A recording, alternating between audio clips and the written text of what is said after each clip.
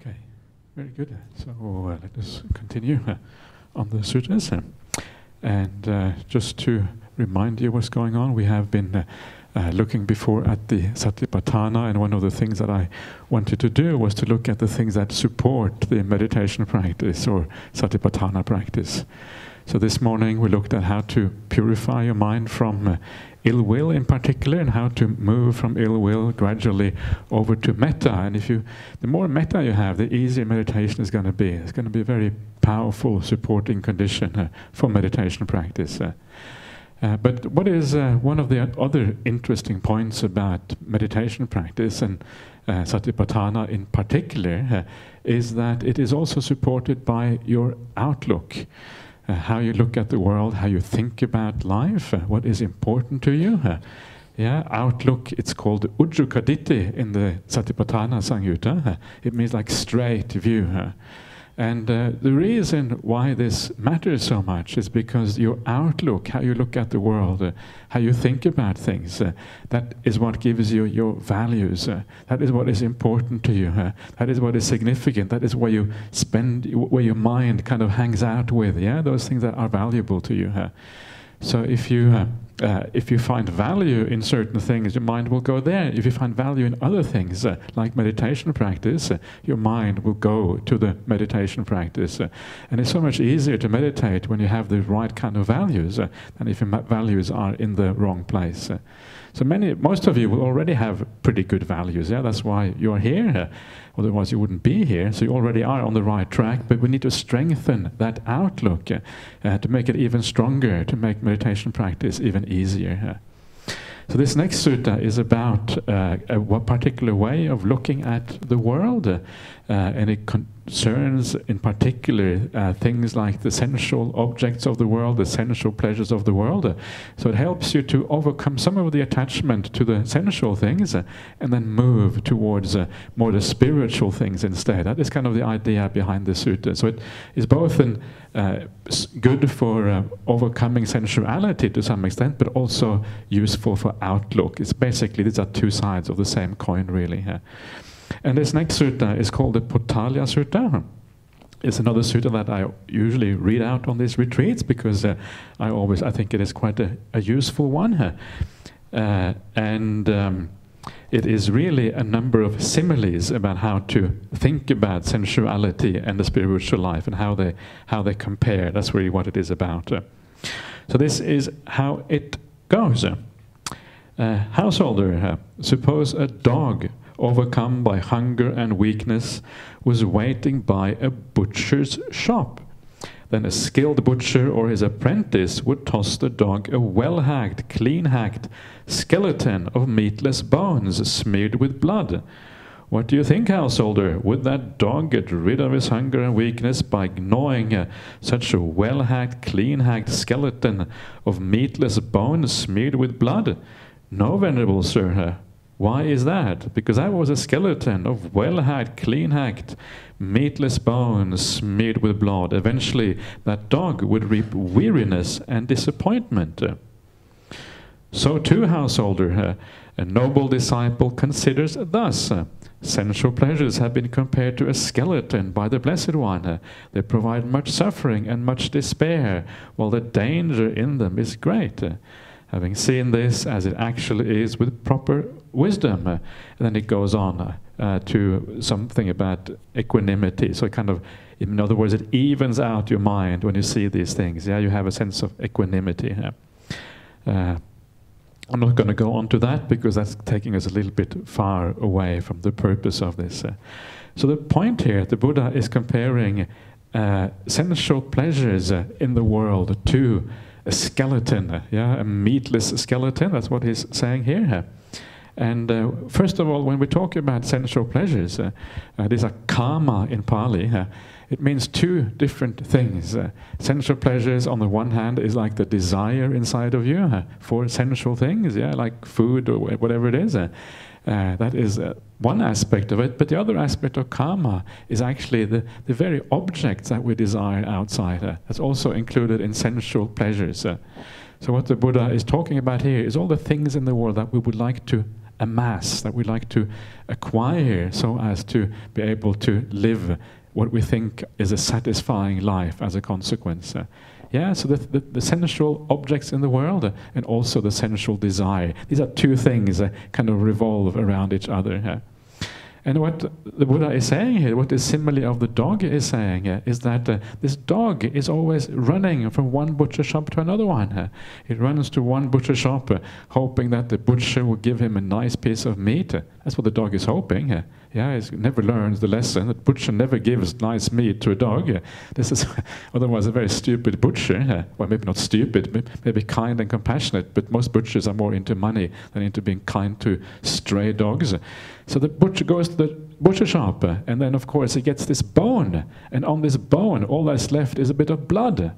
So kind of the dog gets the taste, gets a taste of blood, it kind of tastes nice, but there's no satisfaction there, there's no completion, there's no sense of actually getting any sustenance.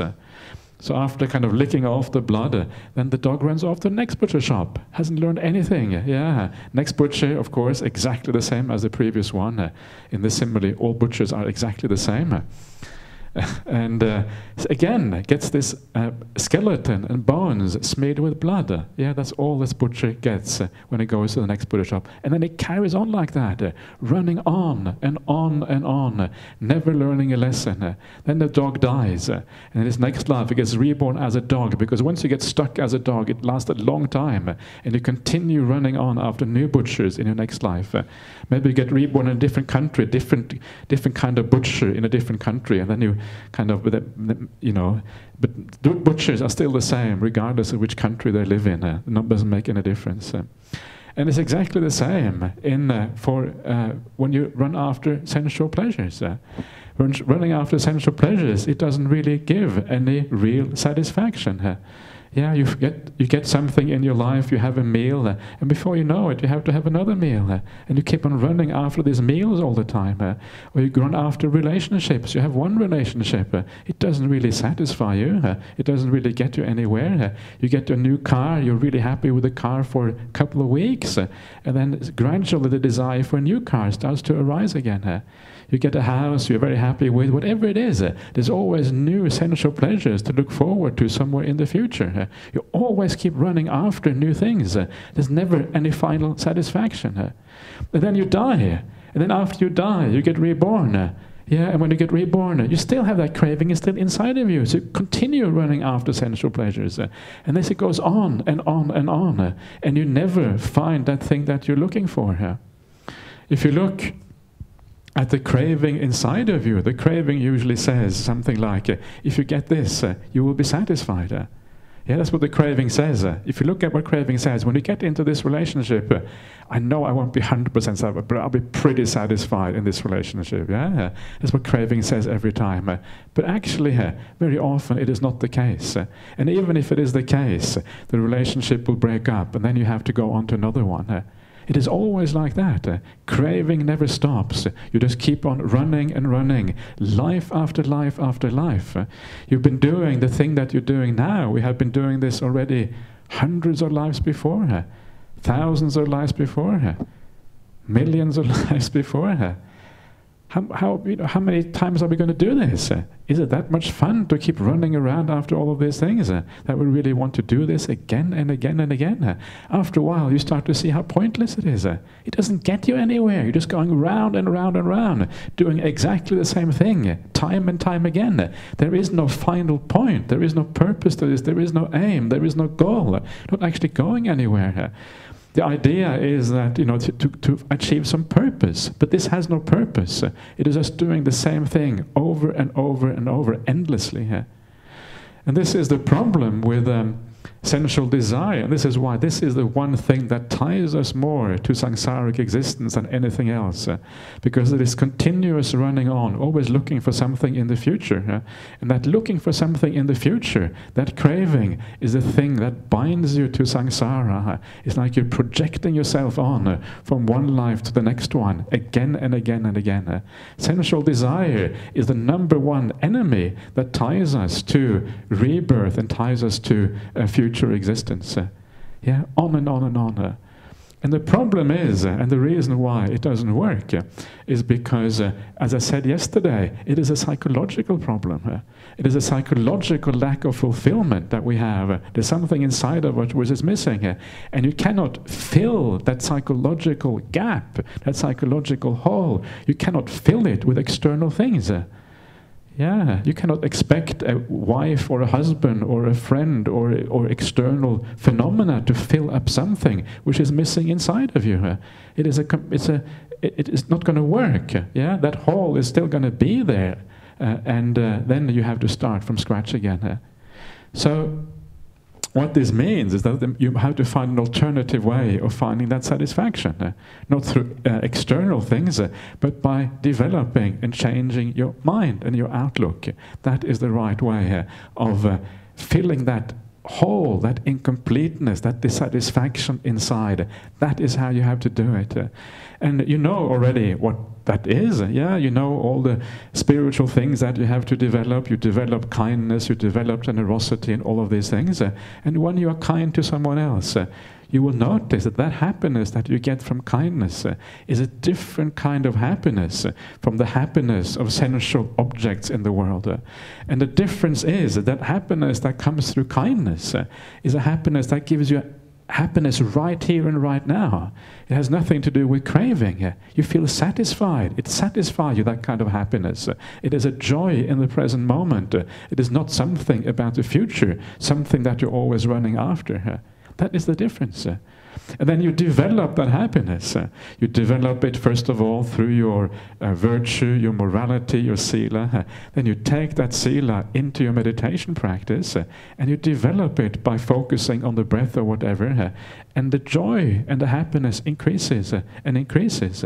And as the joy and happiness increases, the craving goes down in proportion. Craving becomes less and less and less. The mind becomes more and more still, less and less movement. Until one day you enter a state of Samadhi for the very first time.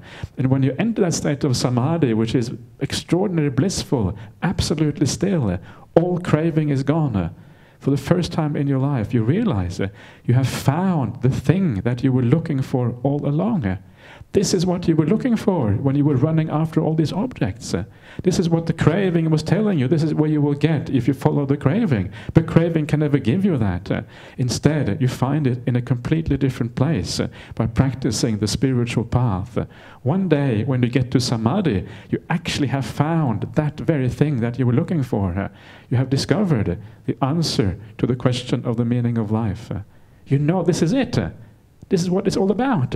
Yeah, and this is actually the power of the meditation practice, of living the spiritual life the right way. It gets you exactly where you want to be. It's extraordinarily powerful. Yeah, it's just absolutely astonishing that this is possible. And then, of course, beyond that, Samadhi is not enough, because then it disappears again. So you also need the insight on top of that. So then comes the insight, and then you stabilize everything, and then you can you actually find a permanent solution to the answer to the meaning of life. No more running around, no more empty promises.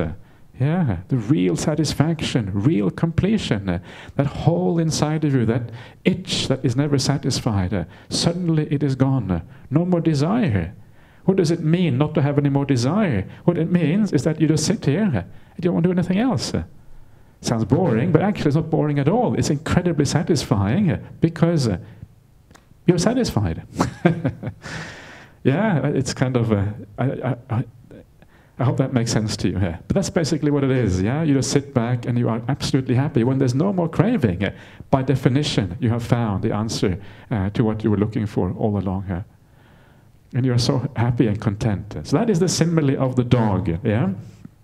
And this is the first simile of the Buddha. And it shows you in very stark contrast the difference between the worldly happiness and the spiritual happiness. And it starts, once you start to get this, it changes your outlook, your values, and the purpose and the aim in life.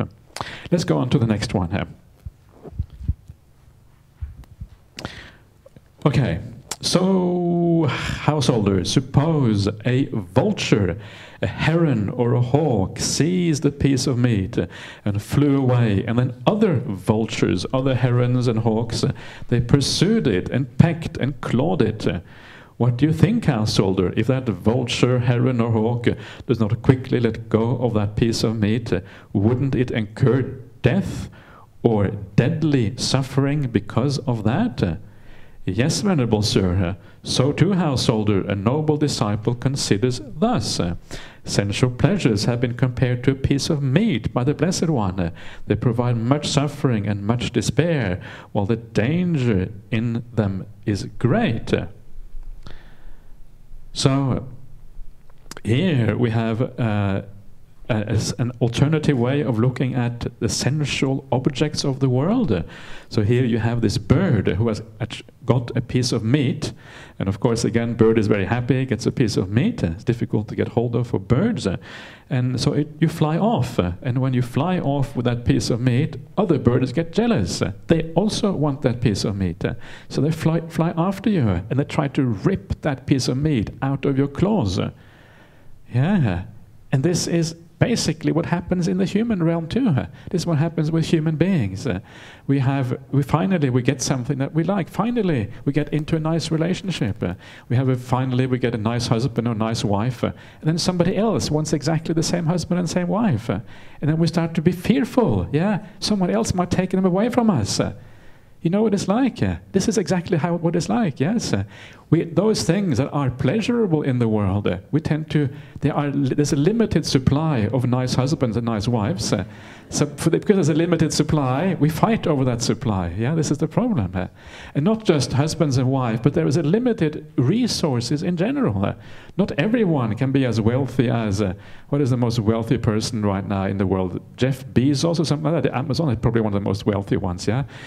So not everyone can be that wealthy here, because if that happens, the economy crashes. We can't provide for everyone in that way. So there's always going to be a fight over resources. Yeah, there's always going to be one country is going to fight with another one. You have the Gulf War. We're trying to get oil for our country. Yeah, because oil is a limited resource, so we want to make sure we have enough in our country. There's a nice simile in one of the suttas actually not a simile, it's one of the monks is talking to a king, and he says to this king, he already has a large country, yeah, lots of gold and lots of elephants, and he has everything, this particular king. And then this monk says to this king, well, you know, if one of your men, he came to you from the east and says to you, well, there's a large kingdom in the east, you know, lots of gold, lots of money, lots of elephant, lots of horses, lots of everything, but its army is weaker than yours. What would you do? Oh, I would conquer it, of course. And another man comes from the north and says exactly the same thing. What would you do? Oh, I would conquer that one too. If you come from the west, what would you do? I would conquer that one too. And on it goes. Yeah, a king is never satisfied with the country he or she has. So you keep on conquering more territories, and you are never satisfied. And this shows you the problem with craving. It is not rational, it's completely irrational. It doesn't matter what, you can never enjoy all that land, you can never enjoy all that gold. It's just an idea in your head. But that idea in your head is so powerful that it kind of keeps you running and running after things. And this is how wars start, because if you want another country, there's going to be a problem. Or it happens on a personal level. Yeah, we have when we are children, perhaps we fight over a piece of cake or something silly like that, or a toy. When we become adults, we fight in the corporate hierarchy to climb the corporate ladder, and then we do dodgy things on the way to make sure we make our way up faster than other people. Yeah, or we fight over the inheritance when our last generation passes away. We fight over the inheritance. And one of the things that I've always seen, the larger the inheritance, the more they fight. It's crazy.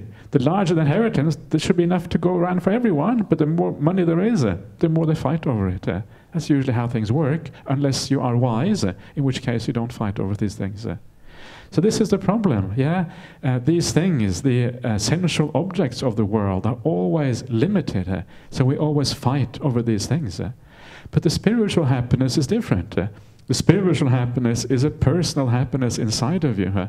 It is not something that you can fight over with other people, because it is personal to yourself. It is inside of you.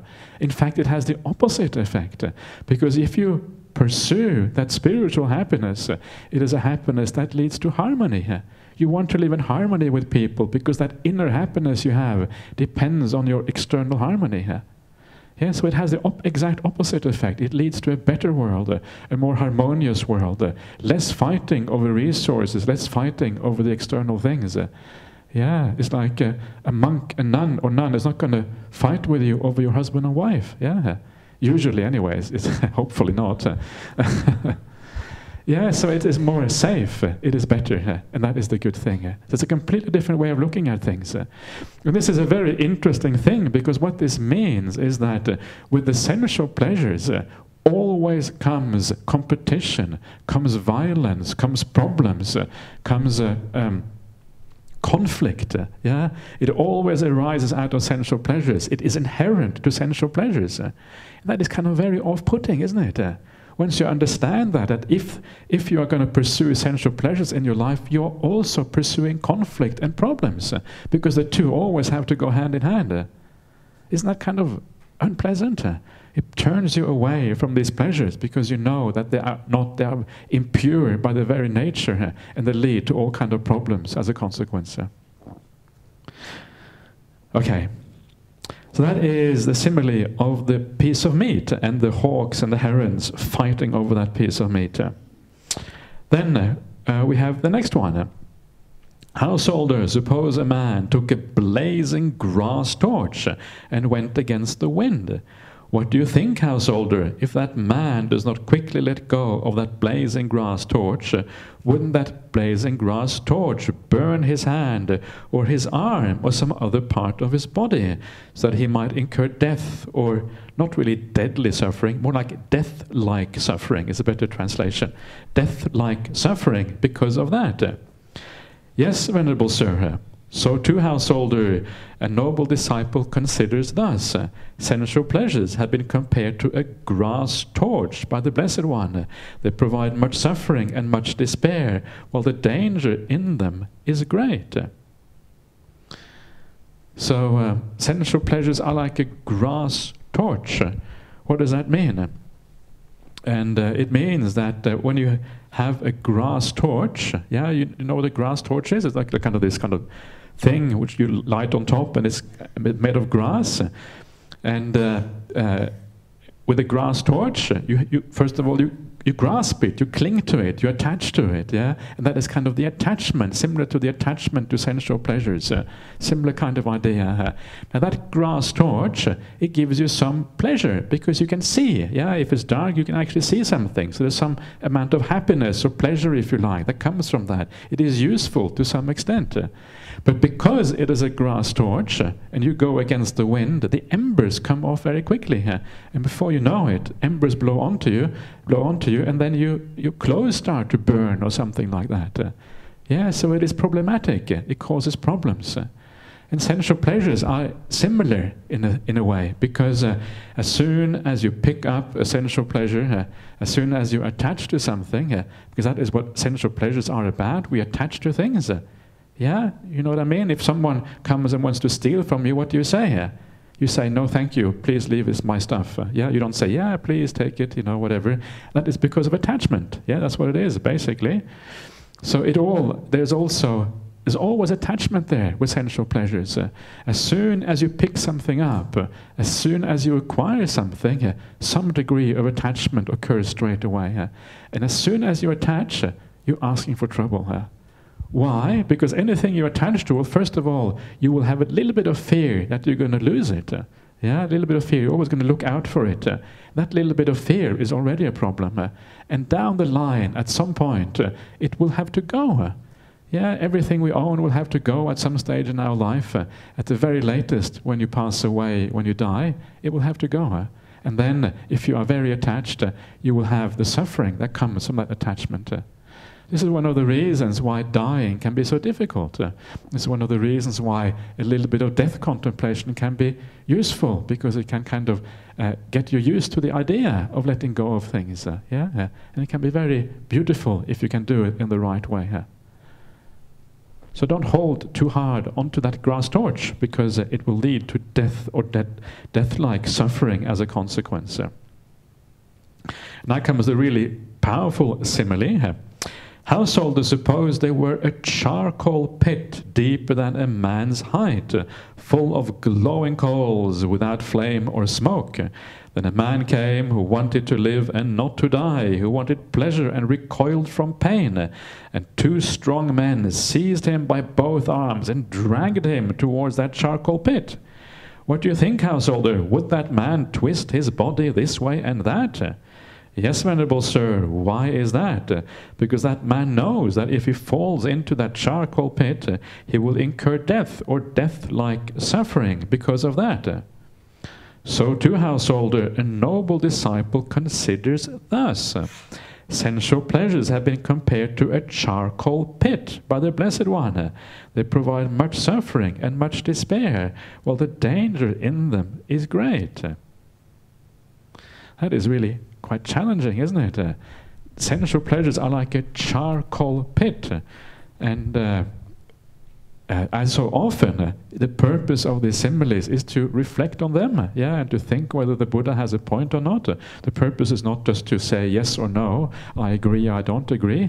That's not the purpose. So they're really meant there to reflect on them. But because it is the word of the Buddha, it is kind of useful to think about it a little bit and see if there might be a point to this. How is this possible? How can sensual pleasures be like a charcoal pit? How can your beautiful new car be a charcoal pit? How can that new relationship perhaps be like a charcoal pit? How is that possible? How can we look at this in a way that actually makes sense of this? And the way the Buddha describes this, and he describes it in another sutta in the Majjhima Nikaya called the Magandiya Sutta, is number 75, if you wish to look it up in the Majjhima Nikaya.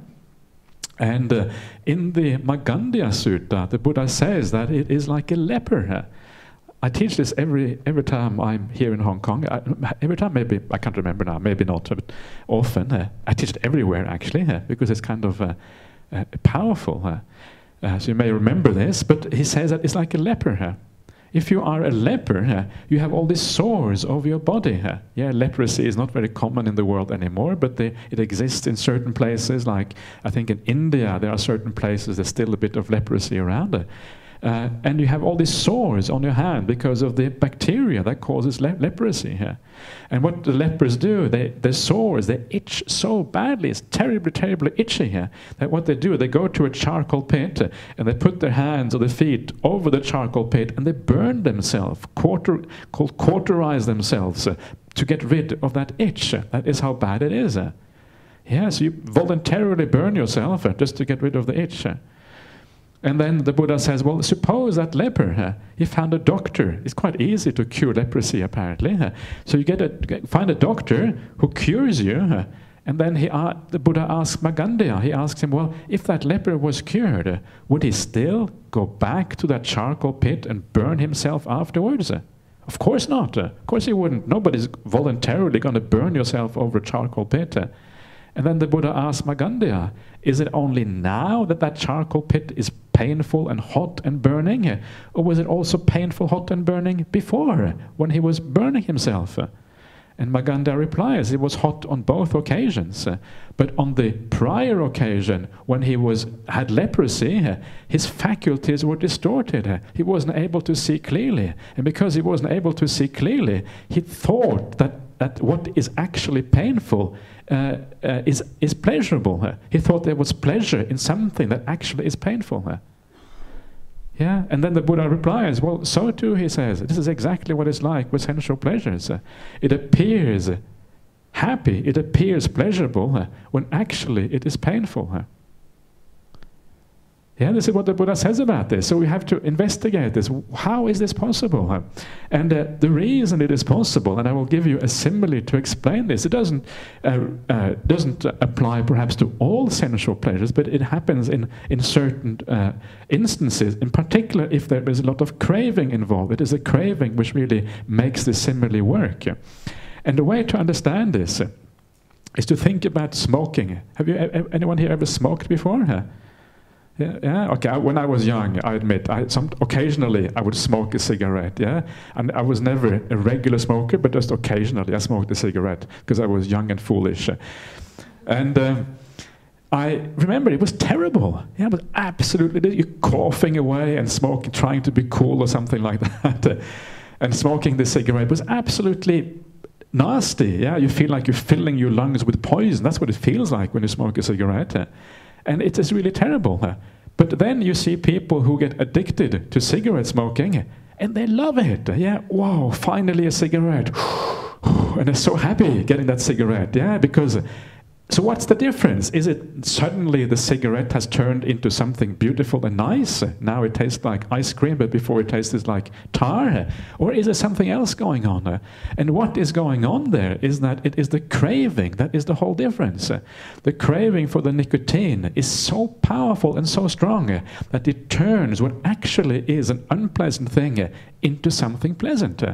It appears pleasant, but actually it is unpleasant, just like it was before. That is the power of craving. Power of craving is to turn something around the other way.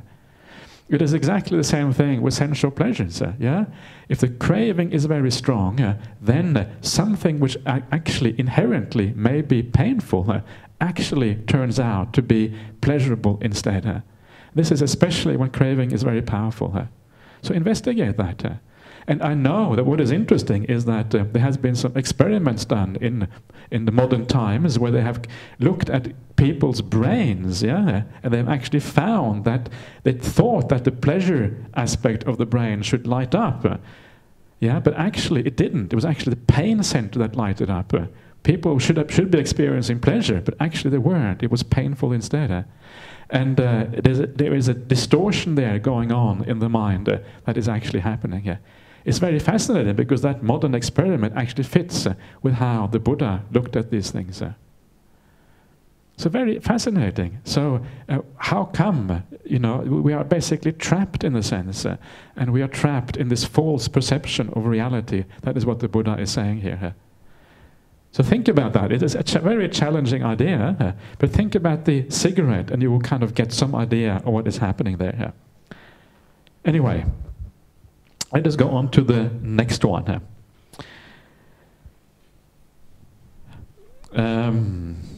Okay, householder, suppose a man dreamt about lovely parks, lovely groves, lovely meadows and lovely lakes, and on waking he saw nothing of it. So too, householder, a noble disciple considers thus. Sensual pleasures have been compared to a dream by the Blessed One. They provide much suffering and much despair, while the danger in them is great. Having seen this thus, as it actually is with proper wisdom, etc., etc. So, sensual pleasures are like a dream. This is another interesting one. It's almost as if they're not real.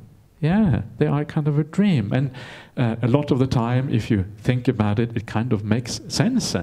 So much of sensuality is about the future, is about where you want to be, where you want to go. I want to get that relationship. I want to get this kind of house. I want to enjoy this kind of holiday. Always about something in the future. Yeah.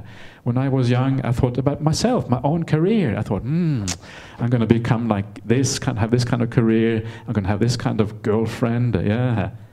And now look what happened to me, yeah? That was a big mistake, yeah? It was a dream, absolutely no reality whatsoever. It's a complete illusion, basically.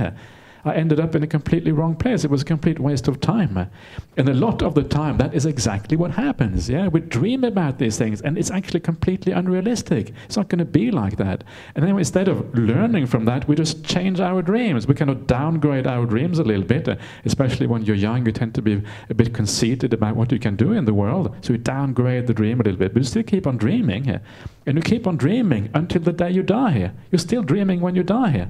Yeah, when you think about, you see the people are never really ready to die. They always think, well, at least there's going to be a few more days. That's how people usually think. Yeah, and because there's always a few more days, there's always a little bit of dreaming going on about the future. And that craving, that dreaming, which carries you on into the future, is the thing which then drives you on into the next life. And the dreaming continues next time around. So this is sensuality. The majority of it is about thinking about things, yeah? And when you get it, you kind of get used to it very quickly. It's like when you eat your food. If you notice very carefully when you eat, a lot of the time your mind is already on the next spoon or the next chopstick, yeah? While you're chewing one, but your mind is already on the next one. You're not even enjoying the one you're having now. Have you noticed that? If you notice with mindfulness when you eat, how easy it is to move on into the future. You're always, again, just dreaming about something rather than enjoying what you have now. And so much of life is about that. It's about this future state that never actually arises.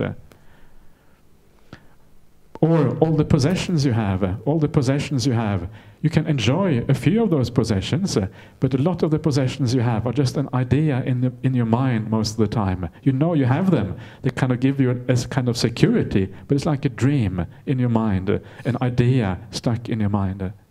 The spiritual happiness is exactly the opposite. The spiritual happiness is not about the future, as I said before. It is an immediate happiness that you have in the present moment. It is not really a dream about the future. It is a present moment reality that you have now. It is much more real than any of the essential pleasures. Spiritual happiness is tangible. It's now. You can feel it for yourself. There's another little sutta which I should have had in here, because it's a really nice sutta. I always like to refer to this one, and I'll just tell you very briefly what it is about. It's the Samadhi Sutta, which I usually read out on retreats. And in the Samadhi Sutta, there's a monk called Samadhi, and this Deva, this god, comes to Samadhi, and then this god, I think, not sure, maybe it's a female god, I'm not sure, because it creates more kind of interest if it's a male monk and then a female god. Yeah, it kind of makes more kind of tension, more drama, if you like. So this goddess, she comes to this monk, yeah, and she says to this monk, "You're wasting your time. Yeah, you are young, for goodness sake. Yeah, you are young, you are strong, you could enjoy yourself in the world. You know, all of these things are just there. You get yourself a wife, for goodness sake. What are you messing around being a monk for? You are foregoing all the pleasures that are immediately available, searching for some kind of nirvana in the future you have no idea about." Yeah, so she is saying that you are actually right here and now, you have all the essential pleasures you can have. Yeah, instead you're kind of going for this ideal about the future. And then Samadhi, the monk, he replies, actually it's the other way around. It is essential pleasures that are about the future, and the spiritual happiness is right here and right now. Yeah, and sometimes I like to mess around. This was when I was giving a talk somewhere and I talked about this story, and so I asked the audience, what do you think? Who is right? The Deva, the sensual pleasures are right now and you are foregoing them as a monk? Or is the monk right, that the spiritual happiness is here and the sensual happiness is about the future? And there was a young man on the front row that, yeah, the Deva is right, the monk is wrong, yeah, the sensual happiness is available right now.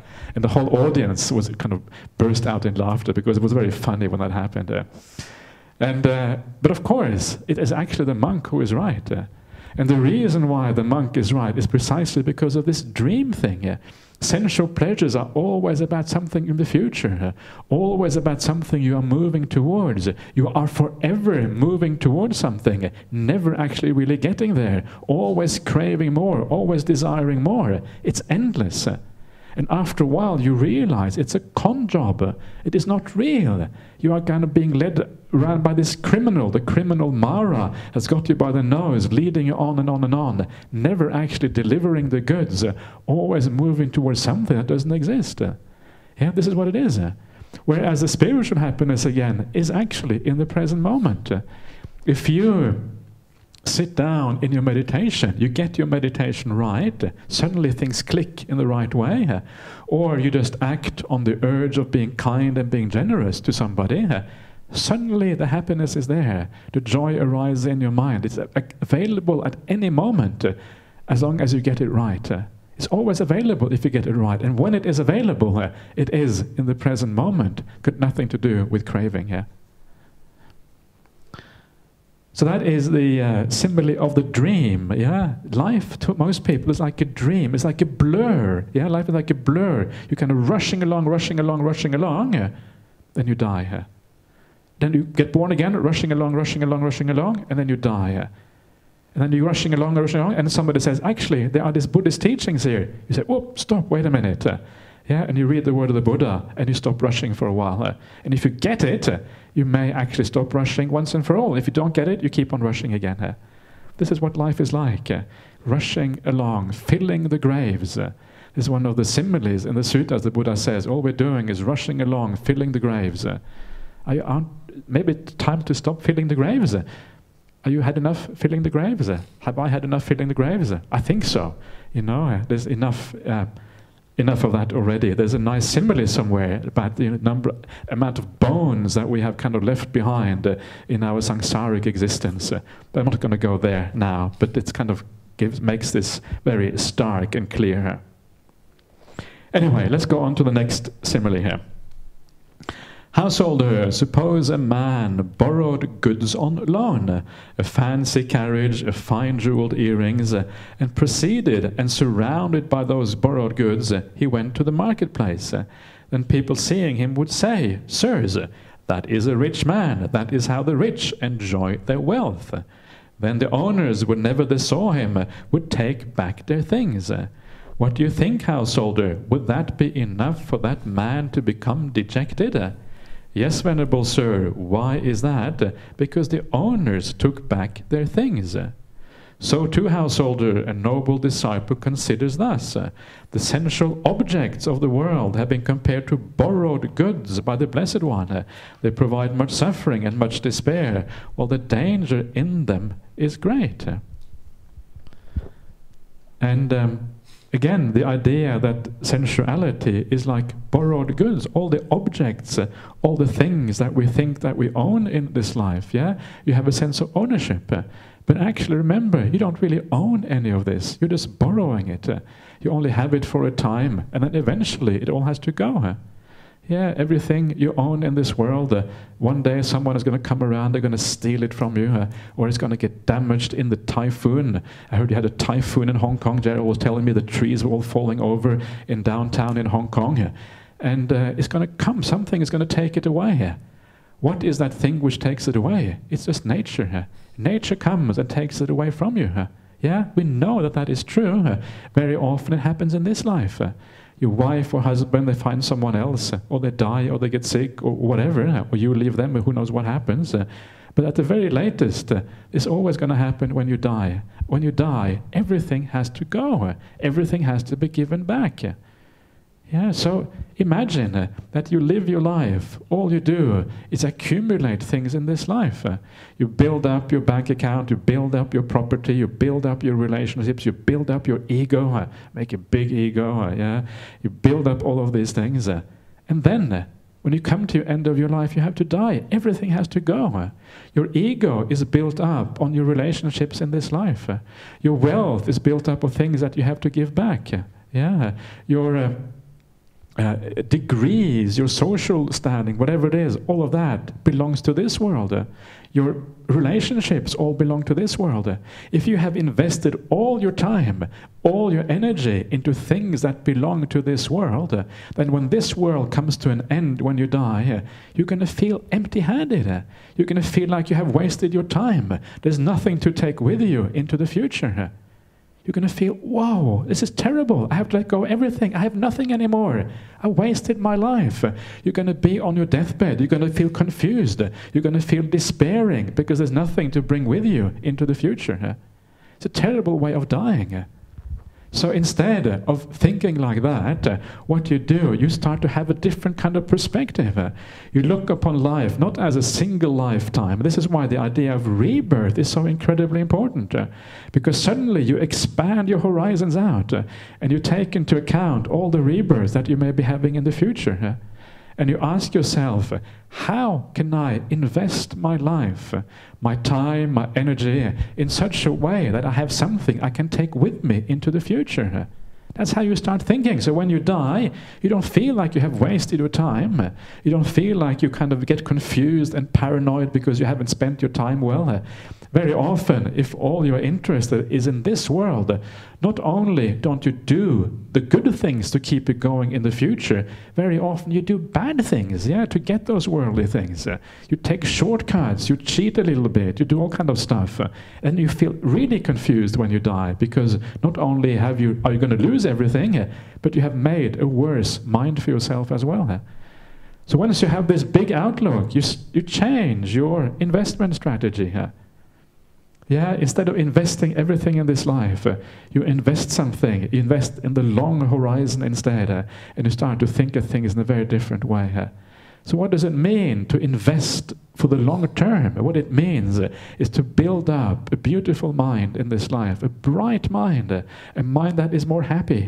So when you die, you are more happy than when you were born. Okay, forget about it. You can't remember when you were born. But say when you were kind of, reached a certain age and you knew about happiness or whatever, So you are better off when you die than when you started out in life. You feel more happy, more bright. You have built up good qualities inside of you. And then you know that you haven't wasted your life. You know you have spent it well. You know that you have something to take with you into the future. And then you can die peacefully because you have done your very best. So how do we do that? Does it mean that you have to renounce and become a monk or a nun straight away? It can mean that, And, if that's what you want, we will help you out, of course, but I don't really expect that to happen. But what it means that it changes how we live our ordinary life. This is the most important thing. It is more about how we live than what we actually do. You don't have to become a monk or nun. You can, but you don't have to. But if you don't do it, it changes how you live your life. It changes how you live with your family. It changes how you do your job. It changes how you deal with the people around you on a daily basis. You focus more on the spiritual qualities in your life. You focus more on the kindness, the compassion, the wisdom, the understanding of other people. And you focus less on the goals that belong to this life. You're not so concerned about whether you have success in terms of finances or whatever. You don't worry so much about that. You worry more about how you get there. You worry more about the process than the goals in this life. The process matters more to you. So it's nothing wrong with being, having a good career and having success. It's perfectly fine. But it is how you have the success becomes more important than the actual success. So how do you get there? Instead of, treating people harshly because you want success, you treat people with kindness. And if that means you have to forego promotion, it doesn't matter so much. If you have to forego the promotion, then you know that at the very least you have lived well, and you will still feel good about yourself. If you are the person who takes shortcuts and treats other people badly, and then you still don't get the promotion, then you have a double negative effect. You don't get the promotion, and you have treated people badly on the way. Boy, that is really painful. And if you do get the promotion, then you may get the promotion in the short term, but then you get a demotion when you die. When you die, you go down instead because you did all those shortcuts in the meantime. So promotion in this life, demotion in the future life, you can choose which one is more important. I wouldn't recommend the demotion after you die. That's really much more painful than the demotion in this life. So we change our entire outlook. And in my experience, the people who are most successful in this world are those people who have a degree of kindness and care, because other people don't feel afraid of them. The people I know who have done really well for themselves, they've often been people who care for their employees, they look after others, and it kind of comes naturally. Other people trust them, they're willing to have them as teachers and as bosses because they know that they are doing the right thing. So this is how you change your way of looking at life. You don't change so much what you do, you change how you do it. It is how which is the most important thing in life, not the what. It doesn't matter what kind of occupation you have, even if you are a monk or a nun or a lay person. What matters is how you live the monastic life, how you live the lay life. Being a monk is no good if you don't live it well. Okay, So that is the simile of the borrowed goods. So you know how to invest things in the right way. Then we come to the last simile here. Householders, suppose there were a dense grove not far from some village or town, within which there was a tree laden with fruit, but none of its fruit had fallen to the ground. Then a man came, needing fruit, seeking fruit, wandering in search of fruit, and he entered the grove and saw the tree laden with fruit. Then he thought, this tree is laden with fruit, but none of the fruit has fallen to the ground. I know how to climb a tree, so let me climb this tree, eat as much fruit as I want, and fill my bag. And he did so. Then a second man came, needing fruit, seeking fruit, wandering in search of fruit, and taking a sharp axe, he too entered the grove, and saw that tree laden with fruit. Then he thought, this tree is laden with fruit, but none of its fruit has fallen to the ground. I do not know how to climb a tree, so let me cut this tree down at its root, eat as much fruit as I want, and fill my bag. And he did so. What do you think, householder? If that first man who has climbed that tree doesn't come down quickly, when the tree falls, wouldn't he break his hand or foot or some other part of his body so that he might incur death or death-like suffering because of that? Yes, Venerable Sir. So too, householder, a noble disciple considers thus. Sensual pleasures have been compared to fruits on a tree by the Blessed One. They provide much suffering and much despair, while the danger in them is great. So you have here the forest grove. Forest grove is a bit like samsara. Yeah, you wander around looking for nice things in the world, and then when you finally find something nice, you find the tree, you climb the tree. It's like, grasping on to those sensual objects. And then you go up into that tree and you start eating those fruit. Yeah, the mangoes or whatever it is, beautiful, nice, ripe mangoes. Yeah, I hope you like mangoes, otherwise the simile doesn't work. Yeah. So you go to all those beautiful mangoes and you kind of sit up in this tree and you're really indulging yourself. The problem with indulgence is that you lose your sense of perspective. Yeah, you kind of get intoxicated. It's like drinking alcohol if you indulge too much. Intoxication means that you're no longer able to see things clearly. So when danger arises, this other man comes along with the axe, he tries to he wants to cut down the tree, then because you are intoxicated, you are lacking in awareness. You haven't got the sati, you haven't got the clear comprehension, the sampajanya, to know what is happening. You're just eating mangoes very happily on the top of the tree. So because of that, you then incur death or death-like suffering because you are intoxicated. And this is the problem with sensual pleasures. They lead to a kind of intoxication. They lead you away from clarity. And you will probably notice that when your mind is clear, there is no desire there, there's no intoxication. That is when your mind is clear.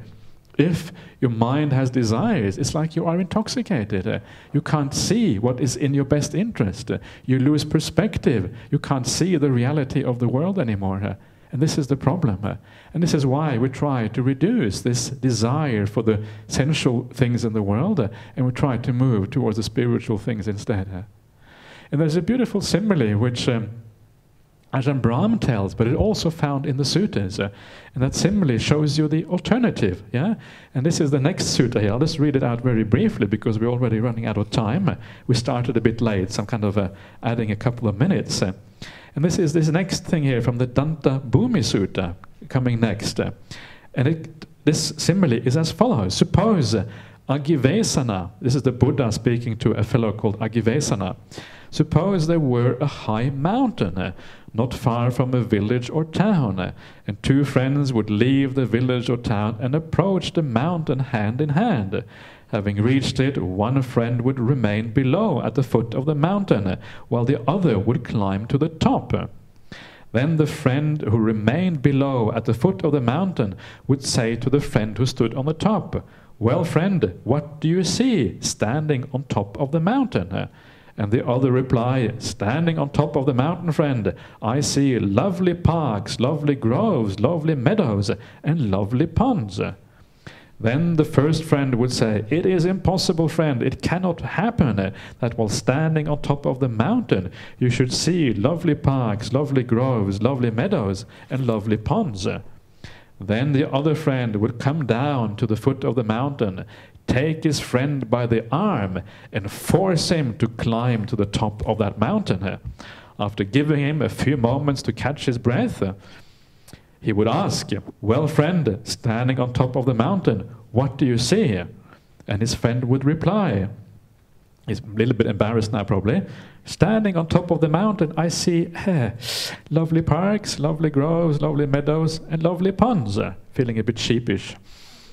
Then the other would say, "Well, friend, just a little earlier we heard you say, 'It is impossible, friend, it cannot happen, that while standing on top of the mountain you should see lovely parks and all these things. But just now we heard you say, standing here, I see lovely parks and etc. and lovely ponds.'" Then the first friend would reply, "Because I was obstructed by this high mountain, friend, I did not see that what was there to be seen." And this simile is used to explain why people don't understand what Samadhi is all about. It's specifically about Samadhi experiences. Yeah?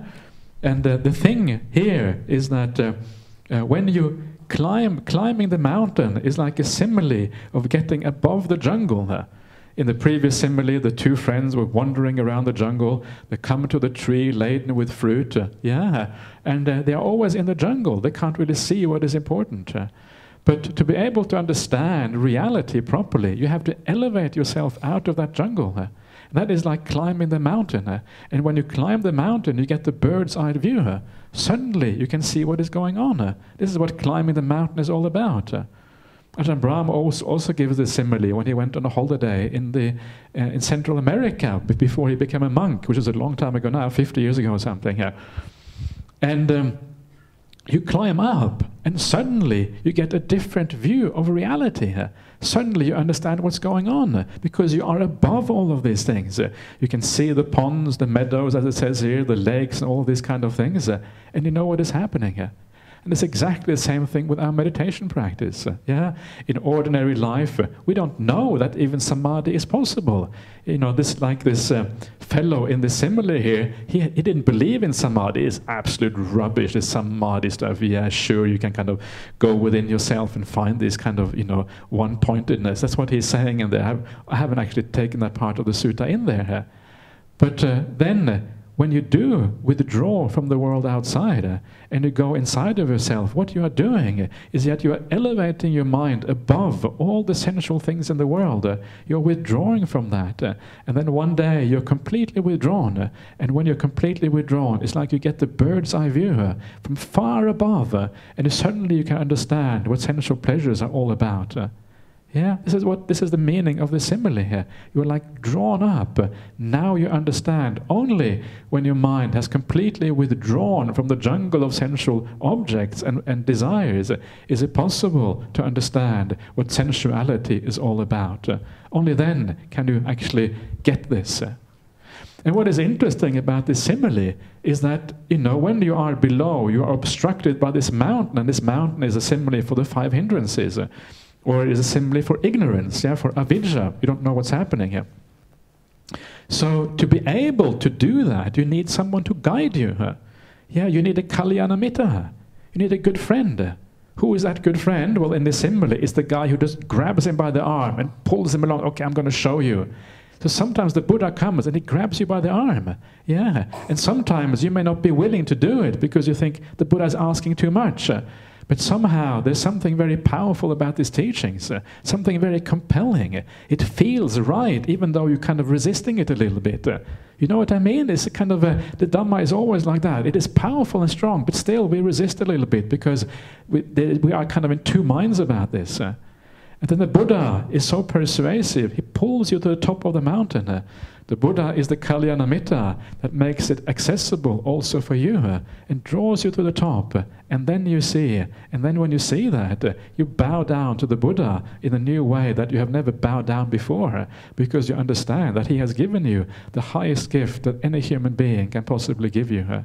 This is why the Buddha is such a remarkable Kalyanamitta. So this simile is about the importance of the Kalyanamitta to be able to enable us to see things really as they actually are. And then you understand the limitations of all of these things. You get above, you get the bird's eye view, and you understand what life really is about and what really matters in this world. So, that is some of the similes about sensual pleasures and sensual desires and these things. And remember, the main purpose of reading these things out is just to help you to see the world in a slightly different way. Yeah, I'm sure you already have some awareness of this. I'm sure it makes sense to you to some extent. Otherwise, you probably wouldn't be here. But this is kind of to make that even more, a little bit more powerful, because it takes a long time for these similes to really sink in. And as you do this, as they gradually sink in, you feel a gradual liberation of the mind. Your mind is getting more and more free, yeah? And it's a very beautiful, it's a slow path, but a very beautiful path of liberating yourself from the constraints of the world and allowing you kind of yourself to flourish more in the Dhamma. So anyway, I shall stop there, and then we will continue with some more meditation and a Q&A this evening at 7 o'clock. So see you again at 7 o'clock. Yeah.